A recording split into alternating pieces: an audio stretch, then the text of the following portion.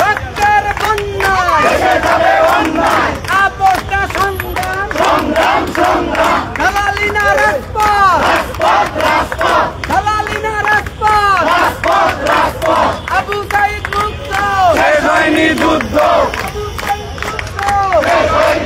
দর্শক, আমরা আপনাদেরকে দেখানোর চেষ্টা করছি দীর্ঘ 35 দিন পর্যন্ত জাতীয় প্রেস ক্লাবের সামনে লাগাতার কর্মসূচি চালিয়ে যাচ্ছেন চাকরিতে আবেদন করার দাবি নিয়ে। এমনটি তারা দাবি নিয়ে জাতীয় প্রেস ক্লাবের সামনে দীর্ঘ 35 দিন পর্যন্ত কর্মসূচি চালিয়ে যাচ্ছেন। তবে আজকে কিছুক্ষণ আগে জাতীয় প্রেস ক্লাবের সামনের থেকে একটি বিক্ষোভে মিছিল নিয়ে শিক্ষা ভবন ঘেরাও করার উদ্দেশ্যে তারা শিক্ষা ভবনের সামনে আসেন এবং এখানে আইনশৃঙ্খলা রক্ষাকারী বাহিনীর সদস্যরা তাদের যে পদযাত্রা সেটা কিন্তু আটকিয়ে দিয়েছেন। আটকিয়ে দেওয়ার পরেই সাধারণ শিক্ষার্থীরা সড়কে অবস্থান করে তাদের এই বিক্ষোভ কর্মসূচি চালিয়ে যাচ্ছেন। আমরা আপনাদেরকে সেই চিত্রটি সরাসরি দেখানোর চেষ্টা করছি। এখান থেকে যদিও সাধারণ শিক্ষার্থীরা যেমনটি বলছেন যে করোনাকালীন যে 3টি বছর গ্যাপ গিয়েছে, 3টি বছর দাবি নিয়ে কিন্তু তারা আবারও এই বিক্ষোভ কর্মসূচি চালিয়ে যাচ্ছেন। আমরা আপনাদেরকে একটু দেখানোর চেষ্টা করছি এখানে শিক্ষা ভবনের সামনের থেকে সরাসরি যুক্ত এবং এই শিক্ষা ভবনের সামনে তারা এসে যে সড়কটি রয়েছে সড়কটিতে অবস্থান করে তাদের এই বিক্ষোভ কর্মসূচি চলমান রয়েছে।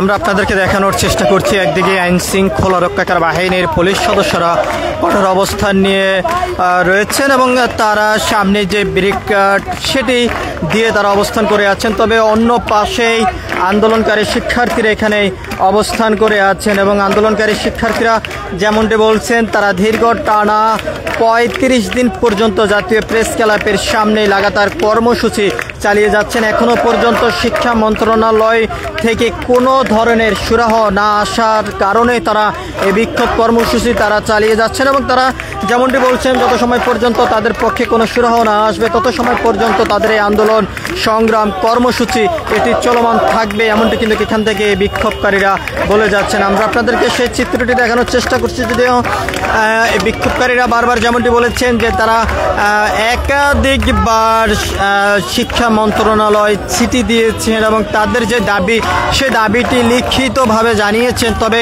তার সুরাহ এখনো পর্যন্ত শিক্ষা মন্ত্রণালয় কোনো ধরনের সুরাহ দিতে পারেনি, এমনটি কিন্তু তারা অভিযোগ করছেন। আমরা আপনাদেরকে দেখানোর চেষ্টা করছি একদিকে যেমন এই আন্দোলনকারী বিক্ষোভকারী যে সাধারণ শিক্ষার্থীরা রয়েছেন তারা শিক্ষা মন্ত্রণালয়ের যে সামনের অর্থাৎ শিক্ষা ভবনের সামনের যে সড়কটি রয়েছে সড়কটিতে অবস্থান করে তাদের এই বিক্ষোভ কর্মসূচি তারা চালিয়ে যাচ্ছেন। এবং আমরা আপনাদেরকে আরও একটি বিষয়টা জানিয়ে রাখতে চাই, কিছুদিন আগে তারা একটি বিক্ষোভ করেছেন এবং তারা একটি বিক্ষোভের মধ্যে দিয়ে তারা যেমনটি দাবি করেছেন যে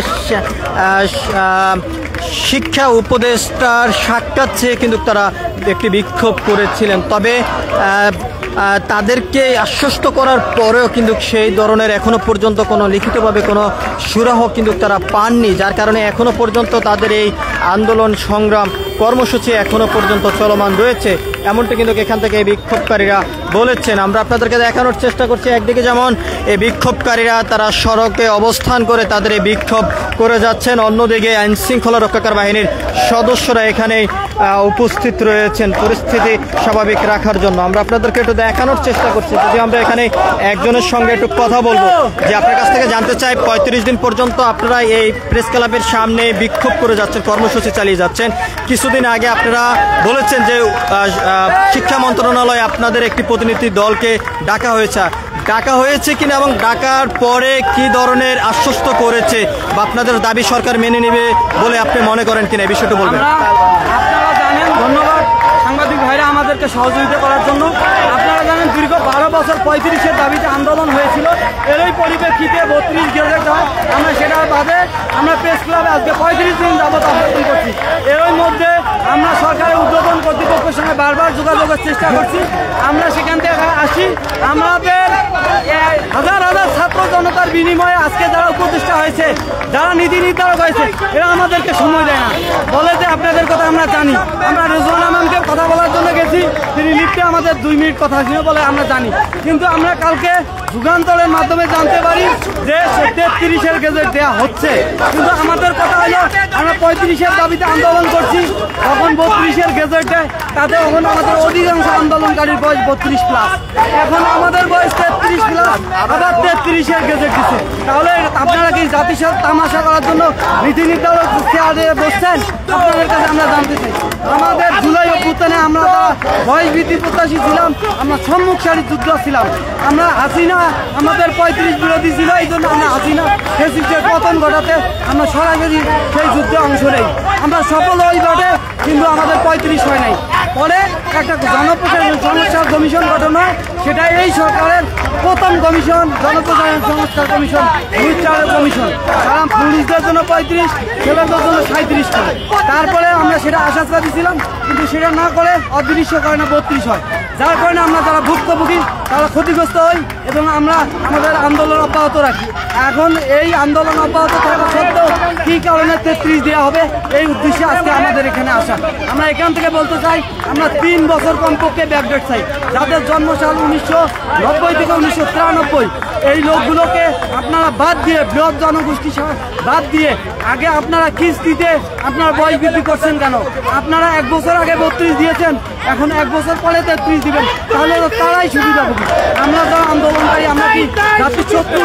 আপনাদের মাধ্যমে আমরা সরকারকে উদারত আহ্বান অনুরোধ করতে চাই, আমরা জুলাই অভ্যুত্থানে অংশ নিয়ে কি আপনারা শত্রু হয়ে গেছি? আমরা আমাদের এই যে জুলাই অভ্যুত্থানের নায়ক নাহিদ ভাইয়ের যাকে সাড়া দিয়ে আমরা সমগ্র বাংলাদেশের ছাত্র জনতা নেমে এসেছিল, তাদের ন্যায্য অধিকার আদায়ের জন্য যেন রাজপথে নামতে না হয়, কিন্তু আমরা দেখছি সেটা কিন্তু এখনো আমাদের ন্যায্য অধিকারের জন্য রাজপথে নামছে, এটা দুঃখজনক। তাই এখানকে আজকে শিক্ষা ভবনের সামনে থেকে আমরা সরকারকে উদারত আহ্বান জানাবো যে যাদের জন্মসাল 1990 থেকে 1993 বা 94, এই বৃহৎ জনগোষ্ঠীকে আগামী 3 বছর সকল সরকারি বেসরকারি ব্যাংক, বিসিএস অধিদপ্তর, স্বশাসিত স্বায়ত্তশাসিত বেসরকারি সকল প্রতিষ্ঠানে 3 বছর আবেদনের সুযোগ দিবে, এটি আমাদের প্রত্যাশা। ধন্যবাদ।